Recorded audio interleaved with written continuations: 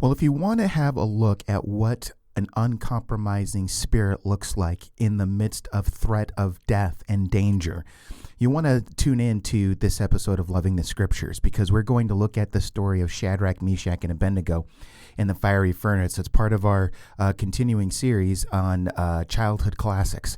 And, obviously, this is a story that's not just for children. And in fact, just given the situation that's laid before Shadrach, Meshach, and Abednego and threatening to burn them alive and things like that, it's amazing that's a story that's told to children. And that's not a bad thing to do, because children need to know the truth of what's in Scripture.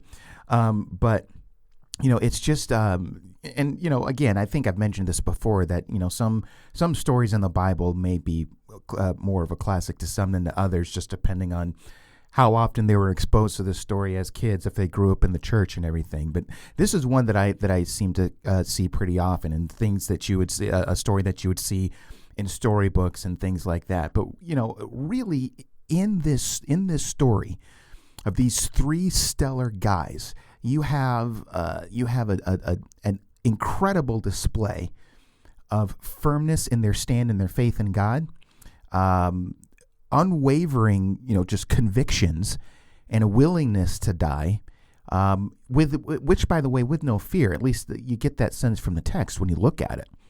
And so, in a situation where every human excuse could have been used for them to kind of bend to the king's wishes, you see people who want to honor God, and in their desire to honor God, because they love God and they follow God, they end up displaying something that is an incredible example for all of us to witness and to gain understanding from. So, if you want to know more about this, you want to see how this whole thing unfolds, what we can unpack from this, then I would encourage you to stay tuned. I think we're in for some great things. Hope you stay with us. My name is Steve Gill, and you're listening to Loving the Scriptures.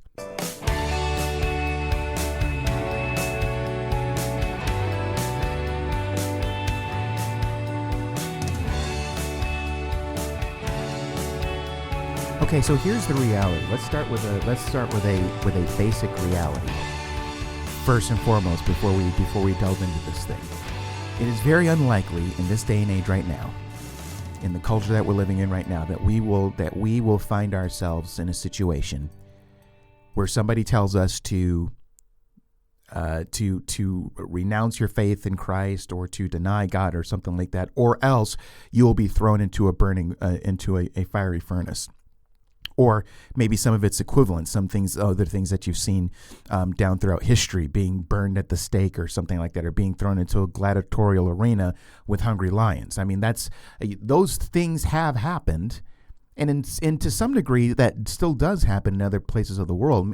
Some people might be burned alive, or some people might face other forms of execution. I mean, the point is that somebody dies, they get killed because of their stance in Christ. And, in the face of being told to renounce your faith, or to deny Christ, or curse Christ, or anything like that. In our day and age, in our culture, I mean, that's not going to be something, at least not yet anyway, I don't think, is something that we face right now. I mean, that's just not our reality. So looking at a story like this, we might think, okay, how can I relate to something like this? And here's the thing. We might not face the threat of being thrown into a fiery furnace. That much might be true. But persecution and threats from the unbelieving world can take many different forms. I mean, I think if you've been tuned into just some of the happenings in our culture and in the news, it's you may have heard of Christian bakers who have been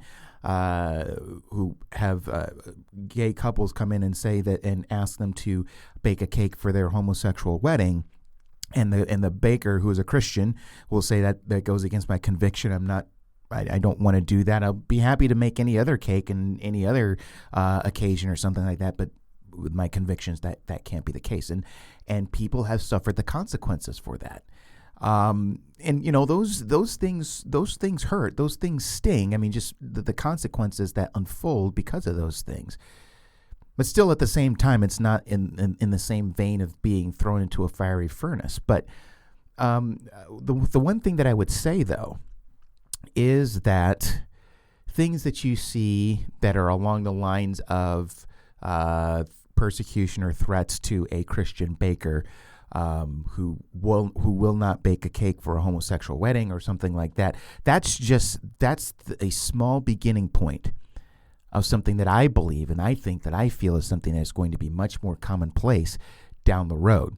How rapidly that whole thing is going to unfold, I'm not sure. And listen, I'm not making any sort of prophetic utterance here.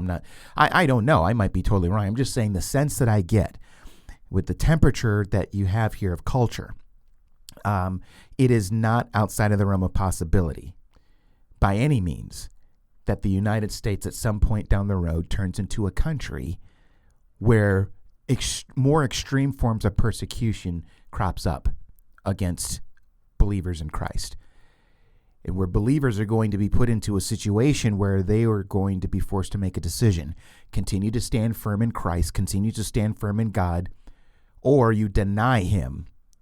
And if you stand firm in Christ, then there's going to be serious consequences. It might build up and build up as time goes on. It might be jail.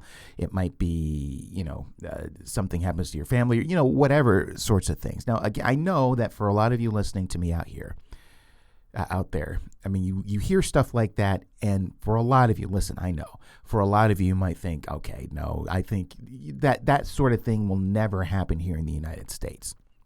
Listen, don't be complacent about things like this. Listen, I might be wrong. I'm not saying that this will happen. I might be wrong about this whole thing. But it's not outside of the realm of possibility that more ratcheted up forms of persecution happens to the church in the United States and in other places of the West. And the question that I would ask is that if it can happen in places in the East, why can't it happen in the West and in the United States? Now, some people might say, well, because we have the Constitution. Listen, when you're dealing with evil spiritual forces that are out there at work, trying to do violence against God's work, a document that's written in the 1700s isn't going to stop the evil spiritual realm from advancing. It's just not. So that's not a factor. Okay, we can't use that as a factor. Now, it's the ideal. And we can appeal to that ideal and saying, look, the Constitution, freedom of religion, that sort of thing. But we can't look at that as a guarantee that that's going to protect us from future persecution down the road. Okay, and what exactly that persecution is going to look like, I couldn't tell you. But we as a church have to be prepared for that and what are some of the examples that we have for when those times come up, or even when those times come up now. Listen, we just seen a small inkling of that as it relates to, again, as an example, Christian bakers. Okay, somebody is faced with a decision where they have to either give in to what culture says, or they stand by their convictions. And if they stand by their convictions, they're going to suffer the consequences. That's started to happen in more public and more intense situations, and that's something that we need to really think about. So listen, this story, while I've labeled it under this whole series of childhood classics, listen, we're not looking at this through a child's perspective. Okay, I mean, we're really wanting to take strong notice of what we observe here with these three guys who are surrounded in the midst of a culture that is totally pagan, and who are in a situation where they're told, listen, you have to do this or you're going to cook. Okay, that's the situation that Shadrach, Meshach, and Abednego are three protagonists in this story. That's the situation that they find themselves in Daniel chapter 3. And Daniel chapter 3 is the text that we're going to look at. Okay.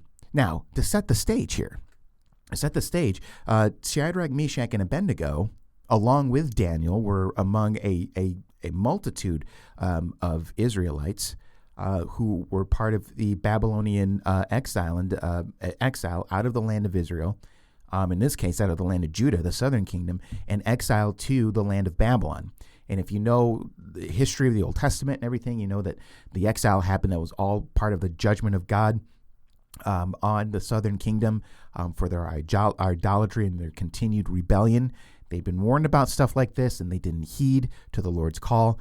And they didn't heed to the example of what happened to the northern kingdoms, because, maybe about 100 or something, or maybe more than that, actually, years before the deportation of the southern kingdom, you had the same thing happening to the northern kingdom of Israel, at the hands of the Assyrians.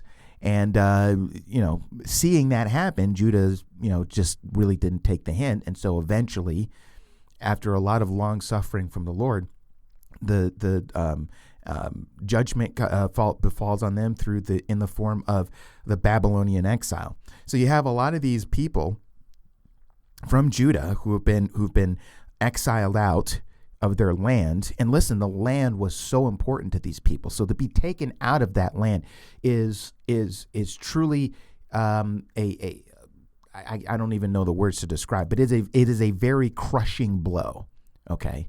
And now in the midst of this, there's a whole swath of people who have been deported, and in the midst of these people, in the midst of these exiles, are these four men: Daniel, Shadrach, Meshach, and Abednego. Now, the Shadrach, Meshach, and Abednego were not their original names. They had that; those were the Babylonian names, which kind of have something to do with the Babylonian gods.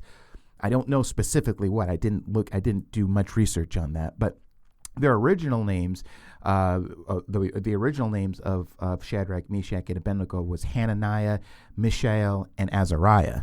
Those were their names, and after they were deported to Babylon, they were given the name Shadrach, Meshach, and Abednego. Okay, so but the one thing that you gather from Scripture is that these four men, Daniel and his three companions here, were very stellar guys. I mean, if you read the book of Daniel and you read those initial chapters, what you see is it's just so amazing to me. I mean, when you read it and you understand you're dealing with some pretty firm, solid guys in the faith. Now, in our minds, in our human minds, that we might consider it as truly unfortunate that these men, and I'm sure that there are other people besides Daniel, Shadrach, Meshach, and Abednego, who had a solid faith in the Lord and lived according to his ways. I'm pretty sure that there were, but in a larger sense, a lot of the people that were exiled were rebellious Israelites who had gotten involved in idolatry and that sort of thing. But we might think it's somewhat of a tragic thing, maybe, that they were caught up in the midst of that, and that even despite their righteousness, they had to suffer the same punishment as everybody else did. But I think God has a purpose in all of this, not solely so much for a work that He would have to do in the midst of the exiled Israelite people, but their work in the midst of these pagan people who have no idea who the God of the Bible is. I mean, they understand that these people follow a God of some sort, but their understanding is that their gods are probably stronger than this other God, and that's certainly an opinion that Nebuchadnezzar has about the one true God. But in chapters 1 and chapter 2, you have a good display of Daniel. You have a good display of Shadrach, Meshach, and Abednego as they conduct themselves in a pagan world, still keeping their faith in God intact, their praise of God intact, and really, I mean, you get the sense of having that serve as a positive influence on these people, and especially King Nebuchadnezzar. Now, a word about King Nebuchadnezzar, who's king of Babylon, and not just in the region of Babylon, but the sense that you get, and not just in Daniel, but in other parts of Scripture, is that he has reigned over a vast area of land that extends outside of that Babylonian area. But the thing about Nebuchadnezzar, at least initially, when you read about him in Daniel, is that this guy is not a good dude. And not only is he not a good dude, he's a loose cannon. I mean, it doesn't take much to make this guy angry. And he would have no qualms in just saying, away with you, and you'd be done for. If you offend him in any sort of way, or you're not able to do a task or some sort of assignment that the king lays forth for you to do. You get that sense in chapter 2 when Nebuchadnezzar has the dream, And so he calls all the magicians and the counselors and all those people who are supposed to be able to tell all of these things and interpret dreams. And when they said we're not able to do this, Nebuchadnezzar just says, okay, I'm going to kill all of the people that have your career track. I mean, you're just done for, all of you. I mean, that just seems like somebody with a personality of somebody who's a loose cannon. And we see that loose cannonness. That's not a word really, but I mean, we'll just call it a word for today. The loose cannonness of Nebuchadnezzar here in chapter 3 as it relates to this whole ordeal with Shadrach, Meshach, and Abednego. Think of it like this. I mean, just as we're trying to consider things from these three men's shoes, they've been taken away from their homeland, and being taken away from their homeland, they're planted into a land and amongst a people where paganism is the name of the game. Paganism is the dealio throughout the whole land. Multiple gods that are worshipped. I mean, the God of the true God of Israel is by no means the primary God or a God that's known by many of the people there. Okay. So paganism rules. Okay. And even though the Israelites in the southern kingdom had been rebellious and had been going after other gods, I would imagine that you're still more closer to home as it relates to having an understanding of the one true God, being surrounded by more people who still cling to the one true God than you are if you go into a totally different country surrounded by totally different people who have totally different religious views and different religious gods that they worship. I mean, it's somewhat of a culture shock, I would imagine.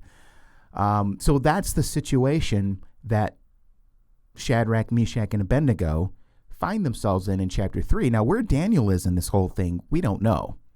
He's mysteriously not there. And, maybe he was off doing something else. Maybe he was carrying out a task or an assignment for the king or something like that. But Daniel's not to be found anywhere. Now, we have to understand that these three men, Shadrach, Meshach, and Abednego, have an important role in the Babylonian government, which I would suppose is a good thing. I mean, if you're solid people in the faith and you're wanting to exercise any sort of influence that you can, positive influence in the culture that you're in for the glory of God, then being in a high position might be helpful a little bit. Okay, may not be easy, but I mean they're certainly put in a position where they can have some sort of influence. And so at the end of chapter 2, when Nebuchadnezzar flips out because nobody is able to tell him his dream, and then after telling him what he dreamed to interpret the dream, Daniel steps forward and says, I'm able to do it through the help of God. He does that, and then Nebuchadnezzar, really has glowing praise for Daniel here. And so at the end of Daniel chapter 2, in verses 46 and following, it says, then King Nebuchadnezzar fell upon his face and paid homage to Daniel, and commanded that an offering and incense be offered up to him. The king answered and said to Daniel, truly your God is God of gods and Lord of kings and a revealer of mysteries, for you have been able to reveal this mystery. Then the king gave Daniel high honors and many great gifts, and made him ruler over the whole province of Babylon, and chief prefect over all the wise men of Babylon. Daniel, here, listen to this, verse 49. Daniel made a request of the king, and he appointed Shadrach, Meshach, and Abednego over the affairs of the province of Babylon. But Daniel remained at the king's court. So Daniel has earned a lot of credibility and a lot of trust in the eyes of the king. And through that, Daniel puts in a word for Shadrach, Meshach, and Abednego, and is able, through the king's permission, is able to grant these positions are able to be granted to these three men that they would look over the affairs of the province of Babylon. So there you have these men, Shadrach, Meshach, and Abednego, put in a high position. And you got to imagine that the perspective of the king is like, if these people are closely associated with Daniel, who I think is a pretty cool dude, then I have no problem with these three people being elevated as Daniel suggested him, because it says that Daniel made the request. Okay, now here's the thing. King Nebuchadnezzar kind of sort of has some glowing things to say about God, but it's not a true saving knowledge that King Nebuchadnezzar has, because it says, truly your God is God of gods. So in other words, he's just saying that your God is above all the other gods. Now, when we go into chapter 3 here, we come to understand that Nebuchadnezzar totally forgets that whole thing, and that's no longer his viewpoint anymore, just based on some of the things that he says. We'll get to that when we get there. But that's where we are right now.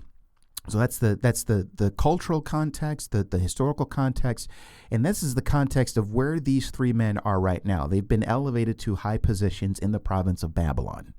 Okay, so when we pick up in chapter 3 here, this is what we have. Let me read a handful of verses here. So in chapter 3, starting in verse 1, it says, King Nebuchadnezzar made an image of gold whose height was about 60 cubits and its breadth 6 cubits. He set it up on the plain of Dura in the province of Babylon. By the way, the height of that, I mean, if we're talking about cubits, we're talking about something that's about, if I remember correctly, it stands up as tall as 60 feet.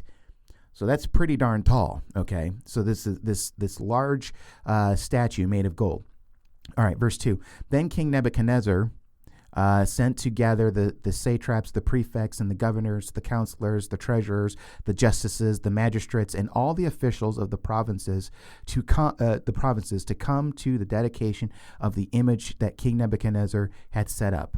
Then the satraps, the prefects, and the governors, the counselors, the treasurers, the justices, the magistrates, and all the officials of the provinces gathered for the dedication of the image that King Nebuchadnezzar had set up. And they stood before the image that Nebuchadnezzar set up. Okay, so what you have here, and because here's, well, let me see here. Let me see if I should read. Let me read another verse here, verse 4. It says, and the herald proclaimed aloud, you are commanded, O peoples, nations, and languages, that when you hear the sound of the horn, pipe, lyre, trigon, harp, bagpipe, and every kind of music, you are to fall down and worship the golden image that King Nebuchadnezzar has set up. Okay, so here what we have here, gathered at this statue, for this dedication of this statue, is a conglomeration of high officials that come from all of these different provinces. Because again, like I said, Nebuchadnezzar kind of has a far reach, even outside of the borders of Babylon, that are still considered his kingdom, okay? And so you have these people, these different languages, different peoples, and all they're gathered together, but they're required to gather together to attend this dedication of this statue that Nebuchadnezzar has set up. Now, what exactly is this statue?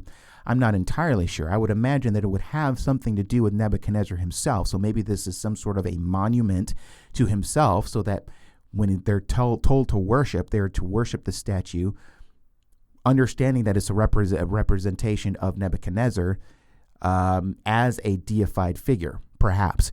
And I get that sense because of how incensed King Nebuchadnezzar is when Shadrach, Meshach, and Abednego refuse to bow down to that actual statue. I don't think we're necessarily dealing with the statue being a representative of a god, because it seems like there's a distinction that's made in the text between the statue and all the other gods that Nebuchadnezzar worships. Okay, so this statue might be something that is specifically tied in to Nebuchadnezzar himself. So you have these high officials from all over who are gathered at this statue at the plains of Dura, and they're given this regulation. Again, as it says in verses 4 and 5, you are commanded, O peoples, nations, and languages, that when you hear the sound of the horn, pipe, lyre, trigon, harp, bagpipe, and every kind of music, you are to fall down and worship the golden image that King Nebuchadnezzar has set up. Okay, so that's the regulation. Now, here is the consequence for noncompliance in verse 6. It says, and whoever does not fall down and worship shall immediately be cast into a burning fiery furnace. Now, I think it's important to point out here, all of this before the music plays and everything like that, all the regulation, the rules of this whole event is laid out before everybody. Okay, before all these high officials, which, as we know, Shadrach, Meshach, and Abednego is among this group. Okay, so they're gathered here, and then they're given instruction. So, and I point that out because it's important for us to know, and it's important for us to understand that it's not like this isn't a situation where non-compliance on the part of these three men was done accidentally, as if all of this happened and then like the people are bowing down and they're like, "What's going on? What are we supposed to do?" And then people point them out and bring them to Nebuchadnezzar, and it's just like, "Oh, we don't even know what's going on here." No, the rules are all stated and laid out beforehand, and saying this is what you're to do. And if you don't do these things, then you're going to be thrown into the fiery furnace. So the consequences are already laid out there. And Shadrach, Meshach, and Abednego hear every word. They know what's at stake here. Okay? So in verse 7, it says, "Therefore, as soon as all the peoples heard the sound of the horn, pipe, lyre, trigon, harp, bagpipe, and every kind of music," it's just, they list all these things. It's just interesting how it's laid out in a literary sense. "All the peoples, nations, and languages fell down and worshipped the golden image that King Nebuchadnezzar had set up." Okay, so everybody's compliant here. Everybody, and if people have a problem with it, they're not going to say it out loud, and they're certainly going to, they're certainly not going to question the king. They're certainly not going to verbally object, because they don't want to fry. They don't want to cook. Okay. Now, a lot of people may not have a problem with it because, again, we're talking about polytheistic people. And while you have all these people who probably attach themselves primarily to a god or a group of gods, for a lot of them, there may not have been any problem at all to include the gods of Babylon in the midst of all of what they worship. So even for a lot of these people, it may not have been a big deal. Some people maybe, I don't know. And if it was, they're certainly not going to object. They're going to follow through with what the king says because they don't want to cook. Okay. So imagine the scene here: 60-foot statue. You have a large crowd of people, high officials. And by the way, this may have been something, just as a side note, this might have been something that Nebuchadnezzar at the same time was trying to do to kind of get a feel for the loyalty of the people who are working under him. I mean, I don't know. I'm just throwing that out as a thought, just as a speculative thought. If that's the case, you would see just from the reaction and from the compliance of everybody else that, you can count on these people to do what the king says, even when it comes to bowing down to the statue during this dedication worship service. Okay, so if we know the story, and if you read further in the text, you know that everybody falls down except for three people. Okay, and so the scene jumps when you get to verse 8. The scene jumps. It doesn't. There isn't anything that says. There isn't a verse in there that says, "But Shadrach, Meshach, and Abednego refused to bow down." Nothing like that. It's almost like the scene skips to verse 8 with this complaint that comes from these guys and saying that there's these three guys, these Jewish guys there that won't bow down. Which, I mean, I think maybe from a reader's perspective, when you read that, you might think, "Oh, of course, because we know who we're dealing with here." Their dedication to God is given. So it's almost as if it's not necessary to put in the text that Shadrach, Meshach, and Abednego refused to bow down. I mean, now, of course, we're given that information, as we read through the story, but there's no verse that actually pinpoints that and says they refused to bow down. You get that from the report of these people who are snitching. I mean, we're dealing with these snitches here, who snitch to King Nebuchadnezzar.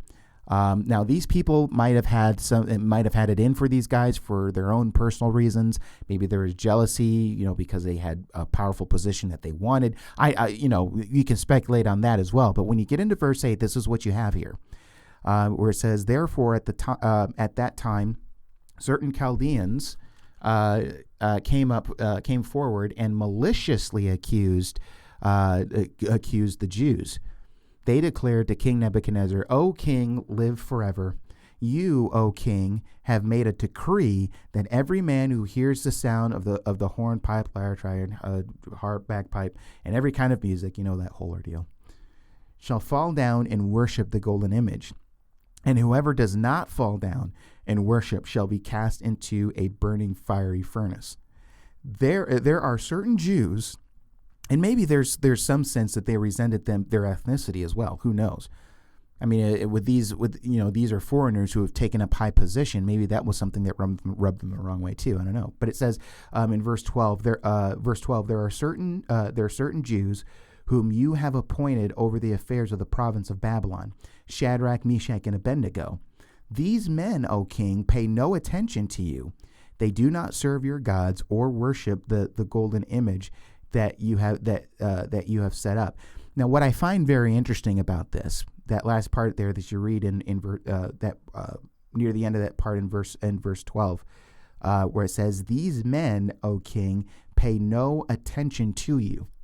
Now, if you want to really rile up somebody who has the ego, like a person of a Nebuchadnezzar, that alone will get him riled up, I'm sure.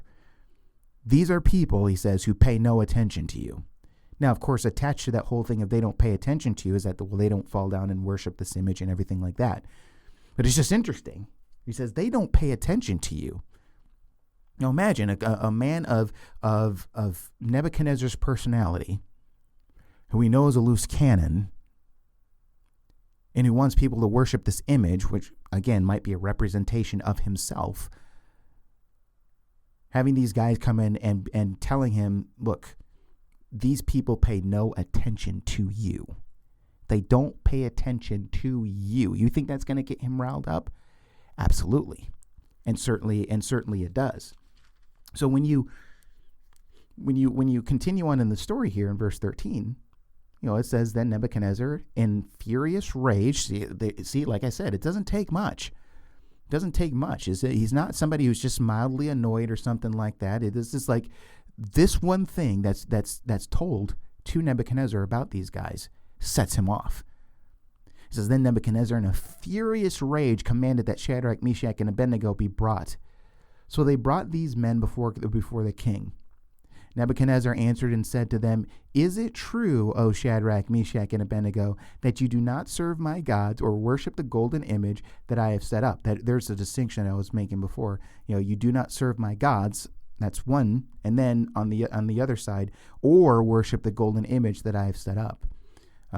That's the distinction I was talking about before, which makes me wonder if that statue is supposed to be a representation of himself. Maybe, maybe not. I don't know. But verse 15, now if you are ready, when you hear the sound of the horn, pipe, lyre, trigon, harp, bagpipe, and every kind of music, to fall down and worship the image that I have made, well and good. But if you do not worship, you shall immediately be cast into a burning fiery furnace. Listen to this. And who is the God who will deliver you out of my hands? Okay. Now, it's interesting. I find it interesting that Nebuchadnezzar, gives these guys a second chance. It says, look, this is what I've heard.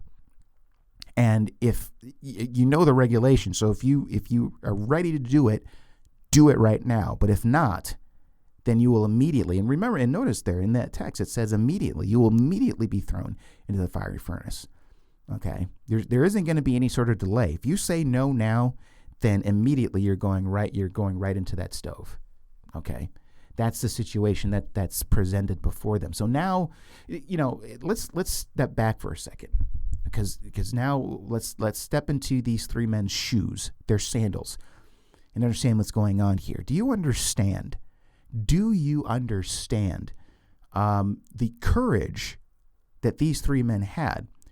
Because listen, everybody else is conforming to what's going on, except these three men. So if you're in this spot with this tall statue, the music starts to play, everybody falls down to the ground and bows down and starts to worship.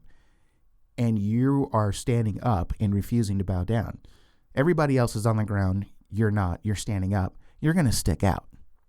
You're absolutely going to stick out, right? These are people who clung to their convictions. And this is important for us to understand. This is important for us to know because, as time goes on, and even as we've seen in recent days and things like that, there are certain things that come up in our society and our culture where it's important for the church to stand by their convictions, and how easy it can be for people to cave due to pressure or anything like that, when the whole world seems to be against you, when the whole world seems to be against us. And even if we're talking about specific situations with specific people, if specific people are going through different pressures from people of the world and society, it can be a very lonely feeling. How easy it can be to compromise and to say, I'm going to give in, just for the sake of not stirring the pot in this whole thing. I mean, really, all somebody would need to do is just conform to whatever, society is telling you to do. It might dishonor God, and, your troubles will be over. Now, again, it's important for us to realize that Shadrach, Meshach, and Abednego are standing up, refusing to bow down, having been told, just like everybody else, the consequences of not doing so. So in doing that, they are consciously saying, yeah, we will willingly go to the fiery furnace and will be burned alive, burned to a crisp. We will do that before we bow the head and bend the knee to this statue. That's incredible. That's the message, by the way, that's told to everybody else surrounding them at that time, because they're the only people who are still standing up. And again, like I said, it's hard to escape notice. You're going to stand out. And they certainly did.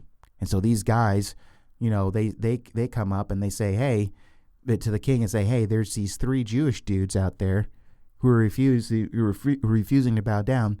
And so now you have Shadrach, Meshach, and Abednego in front of the king himself. Now, from a human perspective, this might look like a very intimidating situation, because you're standing in front of the king who has proven himself to be a loose cannon. And I don't imagine that King Nebuchadnezzar is saying all of these things calmly, because even before he brought these 3 guys in, it says that he was in a furious rage.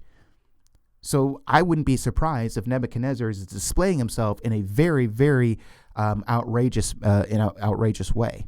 And in giving this second chance to these 3 guys, it says, okay, you guys fall down and bow down to this statue while the music is playing. That's great. But if you refuse, then you're going to be thrown into the fiery furnace. Now, here's the thing. There are so many things that these 3 men could have rationalized. There's so many things that they could have rationalized in their mind to save their own hide, right? They might have thought, we've gotten in good with the king before, and we want to reach the king. And we're not going to reach the king if we continue on in this course. And we won't be around at all, because if we continue in this course, he's gonna cook us. And then who's going to be around to reach the king for the purposes of God and introducing him to God? You could use that line. Or this is one thing that some people in that position might have done. In their head, they might rationalize, okay, I'm going to bow down to the statue. I will prostrate myself. I will prostrate my body to the ground, just like everybody else. But in my heart, I'm not going to be worshiping that statue. In fact, I'm going to use that time to pray to God and worship God. If I were to guess of any sort of rationale that somebody in that position might have of bowing down to the statue, I would guess, maybe I'm wrong, but I would guess that would be the number one rationale. I'll bow down, but in my heart, I'm not going to be worshiping any other gods. I'm going to be praying to God, the one true God that I know. And so somebody might look at Shadrach, Meshach, and Abednego and say, why not do that? Why not just go through the motions? You know where your heart is. You know where your heart, the allegiance that you cling to. And certainly God knows that as well. Why not just go forth and go through the motions? Because motions mean something. That's why. There's a meaning behind the motion.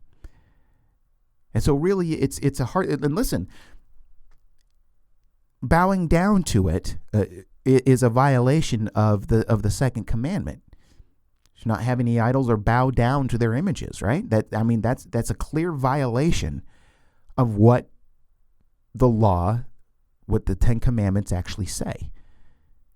But let's think of it. Let's think of it along these lines. Let me kind of throw an illustration your way. Okay, suppose this is unrealistic, but stay with me here.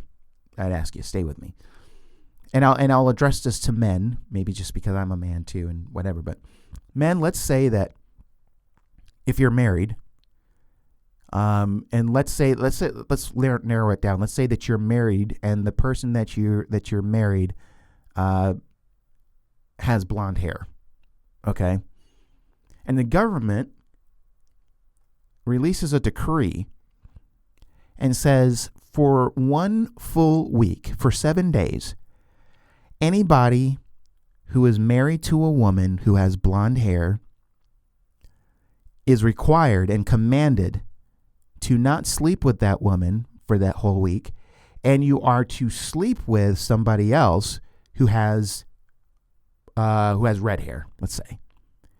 So, I mean, just think about this.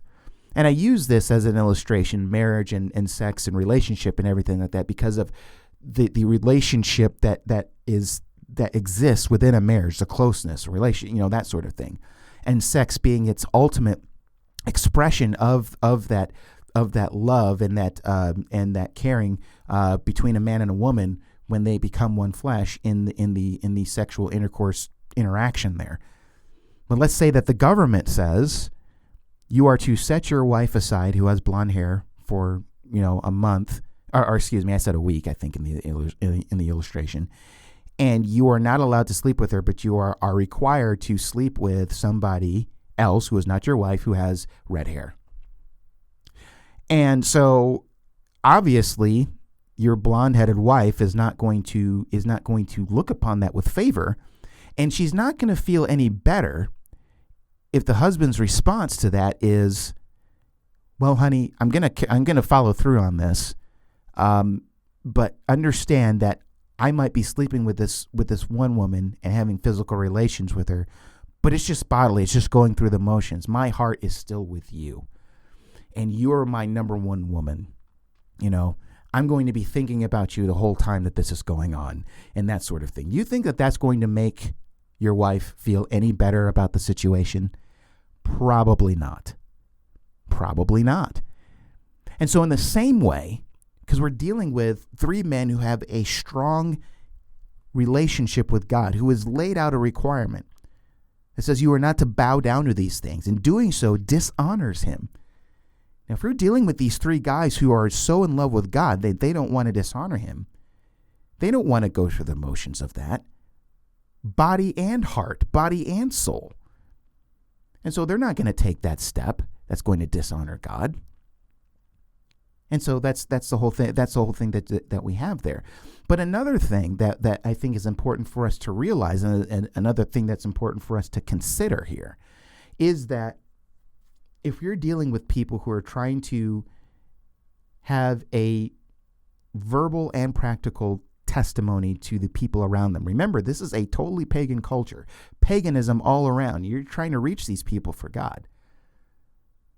And yet it's known by everybody that you bow down to this statue just like everybody else.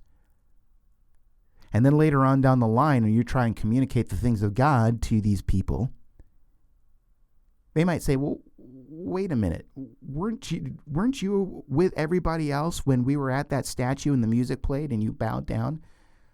Now, you might have to explain yourself, but still, it's going to take away a certain amount of credibility, I think, in people's eyes. And I think that's the point. That's the point. The point is that is for these 3 men is that they stand on what is true. And they don't want to give any sort of impression to anybody surrounding them, or even to the higher ups in the Babylonian government. They don't want to give any sort of impression that there's an acknowledgement that these gods are actually a thing and that they exist. because their conviction is there's only one true God. This God isn't it. And so they're standing on the truth of that. And that's what they want everybody else to understand. That's what they want the king to understand. And so given that, it's not hard to understand why they stand up and refuse to bow down rather than compromising in their minds and saying, okay, well, it's for the sake of ministry. It's for the sake of, well, if I get thrown to the fiery furnace, nobody else will reach these people. All these sorts of things that might go through their heads to kind of rationalize saving their own hide. Truth is at stake here. The only way to tell the truth is to stand up and not bow down. And that's what these three guys dedicated themselves to doing. Standing out? Yeah, absolutely. You know what? That's not altogether a bad thing. That's not altogether a bad thing. Not at all. So, the threat is ever before them. And so when you get into verse 16, it says, Shadrach, Meshach, and Abednego answered and said to the king, O Nebuchadnezzar, we have no need to answer you in this matter. If this be so, our God, whom we serve, is able to deliver us from the burning fiery furnace, and he will deliver us out of your hand, O king. So in other words, this is what I believe is going on here. This isn't them saying that I believe that we will be rescued, and you'll even see that as much from the next verse. But again, what they're saying is that we know that our God is able to save us out of the fiery furnace. Because remember, you notice what Nebuchadnezzar said there at the end of verse 15, and who is the God who will deliver you out of my hands? So he seems to have forgotten everything that he learned about God in the previous chapter, in chapter 2. And so he says, what God will be able to rescue you out of my hands? You know what he's saying there? And maybe not just about the true God, but any other God that he knows is saved for, except maybe the other gods that he worships. He's saying that I am mightier than all the other gods. And he's saying to these three men that I am mightier than your God. Man, what a statement. What a bold and very stupid statement to make on his part. But essentially that's what he's saying. He's saying I am more powerful than your God. What God is able to save you out of my hand? Wow. I guess you do have a sense where maybe there is a hint that Nebuchadnezzar sees himself as somewhat of a deific figure.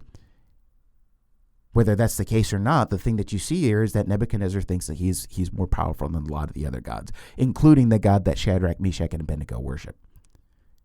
So Shadrach, Meshach, and Abednego, they say, God is able to rescue us. And in the event, if he does that, then what you see is he will rescue us out of your hands. Okay? He will deliver us out of your hands, O king, because what he had said before is that what God will be able to rescue you or deliver you out of my hands. And they say, well, our God is able to. And if he does that, then he will rescue, you'll see, he will rescue us out of your hands. But, verse 18, but if not, be it known to you, O king, that we will not serve your gods or worship the golden image that you have set up. Now, here's the thing. These three men, Shadrach, Meshach, and Abednego, knew and understood that it was certainly a possibility that God would not come to their rescue and that God would let them burn. And you know what? They were fine with that. They weren't ones who were going to question God and question God's goodness if God didn't rescue them. That's how strong their conviction was that God is the one true God and he is the right God and he is the only God to be worshipped. And it's God's prerogative whether he rescues or not. But whether he rescues or whether he doesn't, God is still God and he's worthy of worship. And that's what they were saying. And so they says, and even if he doesn't, even if we came into this situation and we had a full understanding that he is not coming to our rescue, we still are not going to bow down to your gods. We're not going to bow down to your statue. You imagine what sort of message that says to Nebuchadnezzar? I mean, they're pretty much saying we would rather die and burn to a crisp before we follow through with anything having to do with your religion, with your gods, and with your statue. We would rather die, and we're ready to die. That's not supposed to be the response of the typical human being in that situation. And that's why Nebuchadnezzar flips his lid even more, okay? As in verse 19, it says, then Nebuchadnezzar was filled with fury, and the expression on his face was changed against Shadrach, Meshach, and Abednego. Now, I think it's the NIV where the way that it's translated in the NIV says that his attitude towards them changed, which may be more of a looser translation from the Hebrew, perhaps, of what it means, of his face changing. If that's the case, I mean, you can see how that is, because he had a favorable view of them in chapter 2 as it related to their connection with Daniel. Now, not so much, which says something here. Listen, when you stand up for your convictions and you stand up for the one true God and what he has laid forth for us, and not caving into what culture says we should do or what we may be required to do that might dishonor God, get ready to lose some friends. Get ready to lose some friends. Get ready to be looked down upon by many different people. Get ready for that. Now, the one good thing about our situation, as opposed to this situation here in Daniel chapter 3, is that we are surrounded by a community of Christians where we can encourage one another in those situations. Now, keep in mind, these three men here are all by themselves. They are all by themselves. Okay? They have no one else except each other. Just those three guys. And, the attitude, the face towards Shadrach, Meshach, and Abednego changed, as it says there. He ordered the furnace heated 7 times more than it was usually heated. So that just tells you how heated he was, because he said, turn the heat up 7 times hotter than it usually is. Verse 20, and he ordered some of the mighty men of his army to bind Shadrach, Meshach, and Abednego, and to cast them into the burning fiery furnace. Then these men were bound in their cloaks, their tunics, their hats, and their other garments, and they were thrown into the burning fiery furnace. And the fiery furnace, a lot of people think was kind of a beehive sort of shaped thing where, like, there's a door at the top, and they're lowered down into this furnace. Okay, that's kind of what a lot of people, at least from what I've read and researched, believe that is.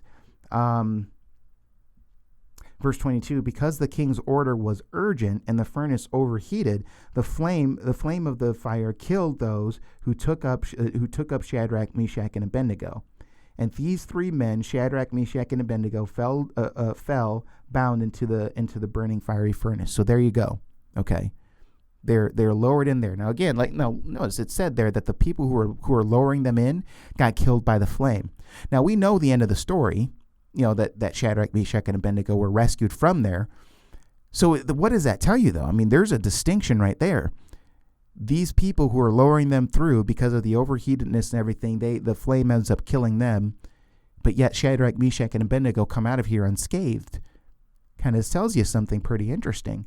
But let me just pause here and tell you this, though, because, again, we know that this is a happy ending that happens at the end of this story. But again, let me make it clear, though, that any situation that we find ourselves in, this story doesn't guarantee that we have a happy ending as it relates to a positive resolution to our situation. We might very well suffer tremendously for whatever it is that we're standing up for in the Lord, right? So I want you to understand this isn't a guarantee of rescue in every situation. But based on the attitude of Shadrach, Meshach, and Abednego and their own understanding that God might not rescue them, it's up to God whether he does that or not. We still have this overwhelming example of three men, because they want to honor God, stand in their convictions. Okay? No excuses, no rationalization or anything like that. They want to honor God with what he has commanded. And here you have a situation of justified civil disobedience here. Now, God comes through for them. Verse 24 and following, it says, Then King Nebuchadnezzar was astonished and rose up in haste. He declared to his counselors, Did we not cast 3 men bound into the fire? They answered and said to the king, True, O king. He answered and said, But I see 4 men unbound walking in the midst of the fire, and they are not hurt. And the appearance of the fourth is like a son of the gods. Okay, so this is very interesting. This has now caught Nebuchadnezzar's attention. He's leapt up and he's looking in, and he says, Wait a minute. We cast in 3, but I see 4. But I see 4 men unbound. Now remember, they were lowered in there bound. Okay, now they're unbound, and maybe maybe you could say that the fire charted off or something like that. But I mean, I think the sense that you get is that this was something that happened very soon after they were lowered down. So they were lowered bound, and then when King Nebuchadnezzar sees them, he sees them unbound. Now he sees a 4th man there. Now they're walking in the midst of the fire. Now imagine that they're not flopping around, they're not writhing in pain. We would expect to see that if somebody is lowered down into a fiery furnace, suffering in agony. But we're not seeing that, are we? Nebuchadnezzar is watching these guys just walking around. I mean, that's the sense that you get, just walking around as if it's nothing. I mean, just imagine what that must have been like if you were Shadrach, Meshach, and Abednego, being lowered down in the midst of the flames and feeling nothing. And just walking around as if you're just walking around in just a regular day outside of a fiery furnace or something. So they're walking around in the midst of the fire, and they are not hurt. And the appearance of the 4th is like a son of the gods. Now, this might be a pre-incarnate appearance of Christ, some people might say, which very well could be the case. But it's interesting that Nebuchadnezzar recognizes him somehow as, saying he looks like a son of the gods. How he was able to make that determination, who knows? Maybe there was some sort of a majestic sort of look with this 4th man. I don't know. The text doesn't really say. But whatever the case may be, Nebuchadnezzar is able to pinpoint that. He says the 4th guy, he looks like the son of the gods. So no ordinary person, in other words. This isn't some sort of normal, regular human being like Shadrach, Meshach, and Abednego, right? So as the text continues, it says, Then Nebuchadnezzar came near to the door of the burning fiery furnace. He declared, Shadrach, Meshach, and Abednego, servants of the Most High God, come out and come here. Then Shadrach, Meshach, and Abednego came out from the fire, and the satraps, the prefects, the governors, and the king's counselors gathered together and saw that the fire had not had any power over the bodies of those men. The hair of their heads was not singed, their cloaks were not harmed, and no smell of fire had come upon them. So that's amazing. Right there, we understand that something supernatural has happened. Because that's impossible otherwise, right? And so all these government officials are seeing this for themselves. I mean, not even a smell of fire. Have you ever had been near a bonfire or a campfire, and the smoke gets into your clothes, and so after you're done camping, you get back home, your coat, your jacket, your clothes, they smell like campfire. You're familiar with that smell. Not even that is smelled on these guys. Nothing is singed. They're all everything. It's as if they were never lowered down there in the first place. So obviously you see something that's supernatural here. And listen, this is a supernatural display that I guarantee you none of these other people have ever seen with the gods that they worship. Okay? This just isn't anything that registers with them because they've never seen anything like this before. Okay? And so you have I lost my place here. In verse 20, not verse 27, verse 28, Nebuchadnezzar answered and said, Blessed be the God of Shadrach, Meshach, and Abednego, who has sent his angel and delivered his servants who trusted in him and set aside the king's command and yielded up their bodies rather than serve and worship any god except their own God. So this has a display of a positive display, but it's not a complete display. Listen, what we're reading here is not a man of somebody who is convinced that God is the one true God and he alone is desires to be is the one to be worshipped. maybe we're taking steps in the right direction, but if we're wanting to label this as quote unquote true authentic faith, it's not. It's not. Because basically what he's saying is again, he's labeling God as higher than all these other gods, just like he did at the end of Daniel chapter 2. Okay. So he says, blessed be them, these, and just talking about what these guys did, they trusted in him even when their bodies were on the line and things like that. In verse 29, therefore I make a decree, any people, nation, or language that speaks anything against the God of Shadrach, Meshach, and Abednego shall be torn limb from limb, and their houses laid in ruins, for there is no other God who is able to rescue in this way. Now note a couple of things here. The regulation is that nobody speaks against the true God, right? Who we understand to be the true God, right? That's the whole thing. That's the only thing that we have going on there. Now, tearing limb from limb, tearing down houses, that was a standard way of punishing somebody, and when people didn't follow religion in the right way or something like that. But there you see Nebuchadnezzar's heart is still set on violence. You still see the same kind of heart in Nebuchadnezzar. Never mind, sure, he's saying that anybody who speaks against this God will have this happen to them, but Nebuchadnezzar has this whole thing all wrong here. But also notice, he says at the end of verse 29, for there is no other God who is able to worship in this way. Notice, he didn't say for there is no other God, period. So he hasn't instantly become a monotheist. He's still a polytheist. He's just saying that there's no other God who rescues in this way. And so that's him putting God above all these other gods. The only thing is he's putting himself above other gods that don't exist, that he himself, though, thinks it exists. So there's still a little bit of work that needs to be done with Nebuchadnezzar.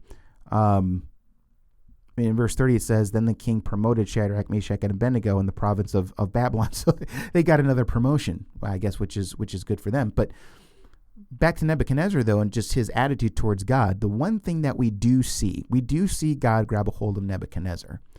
And that's in the next chapter, in chapter 4.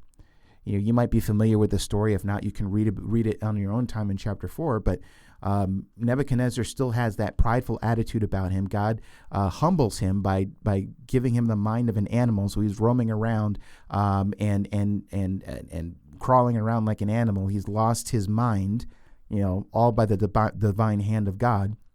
And he's going to stay like that until he acknowledges that God rules. That's what's told to him. And I just want you to note the words of Nebuchadnezzar in at the end of chapter 4. This sounds totally different now. You read these words that come from Nebuchadnezzar. This is something that's totally different. And I think in this situation, you're dealing with something of a changed man.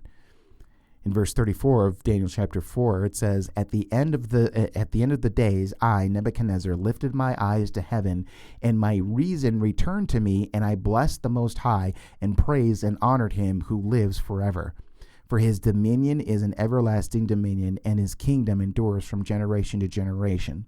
All the inhabitants of the earth are accounted as nothing, as he does according to his will among the host of heaven, and among the inhabitants of the earth, and among the inhabitants of the earth. And none can stay his hand or say to him, What have you done? At the same time, my reason returned to me, and at the same time, my glory returned to me, and for the glory of my kingdom, my majesty and splendor returned to me. My counselors and my lords sought me, and I was established in my kingdom, and still more greatness was added to me. Now I, Nebuchadnezzar, praise and extol and honor the God, the King of heaven, for all his works are right, and his ways are just, and those who walk in pride he is able to humble. That to me sounds like the words of a changed man. That's where we see a different, and I would say saved Nebuchadnezzar, but not at the end of chapter 3. But the thing that you should see about this is that all these encounters that Nebuchadnezzar has had with God himself and with God's men, Daniel, Shadrach, Meshach, and Abednego, has served as links in the chains that get him to that point. So if that's the case, what would this have looked like if Shadrach, Meshach, and Abednego had rationalized in their head, and they bowed down, to these statues. And, even if they say, we're going to worship the one true God in our hearts and everything like that, the point is that their convictions says something to Nebuchadnezzar. And you see that just in what he says at the end of chapter 3 about what these three men did and defying the orders of the king. Now, I think God would have grabbed hold of Nebuchadnezzar one way or the other, whether Shadrach, Meshach, and Abednego bowed down to them or not. But I think that in these three men standing by their convictions, they played a part, a divine part, because God used them to be able to deliver this message to King Nebuchadnezzar of what kind of God is out there. And he is far above all other gods, these other gods, by the way, that do not exist. And Nebuchadnezzar finally comes to that realization at the end of chapter 4. And that's what you have there. So consider this. If we're faced in a situation, whether presently or maybe down the road as persecution gets more serious, us standing and by our convictions and what we truly believe in and standing in what God has told us to do in his word should ideally communicate to other people. Should communicate to them how seriously we take this whole thing of God. And it will show them, hopefully, Lord willing, and prayerfully, Lord willing, down the road, it should show people the truthfulness of who God is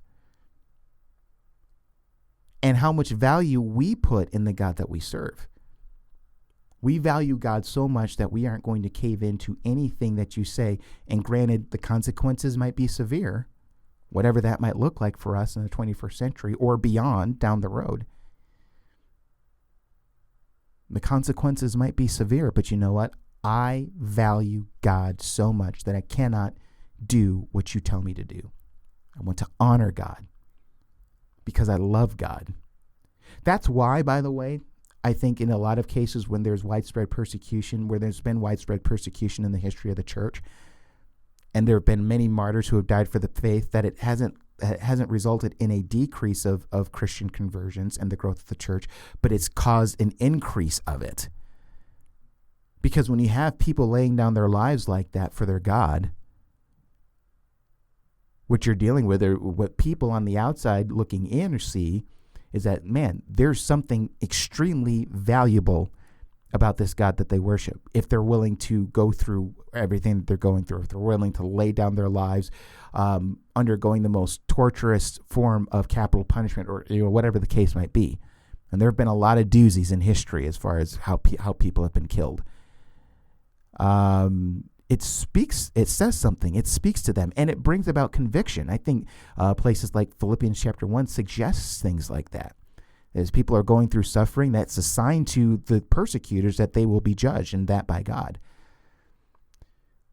So this whole thing of standing by our convictions and standing true for God himself, for Christ, and what he has laid forth in Scripture, being men and women of the Word, and understanding that God is not obligated to rescue us out of trouble. But if we are so attached to God and who he is, that shouldn't matter. And we should have this same response that these three men, Shadrach, Meshach, and Abednego, had, where it says that even if the Lord doesn't rescue us, we're still not going to give in to what you tell us to do. So I want you to mull over that. I want you to think about that. I want you to pray through this passage that we looked at. And I hope that it has spoken to you here, and I hope it continues to speak with you as you continue to meditate on this in the week to come. And I would truly encourage you to meditate on it and to think about it, and let the Holy Spirit speak to you and draw out other things from this lesson that we learned from these men in Daniel chapter 3. Okay, so we will leave it there. If you enjoy this show and you haven't done so already, I would encourage you to subscribe to my show on Apple Podcasts. You can also access Loving the Scriptures on Google Play. You can also follow Loving the Scriptures on Twitter. The handle is @LTScripts. That's LTSCRIPTS, which stands for Loving the Scriptures. All right, friends. Great examination of Scripture. As always, I enjoyed myself, as I always do. My name is Steve Gill, and I hope to see you right back here next time. Bye now.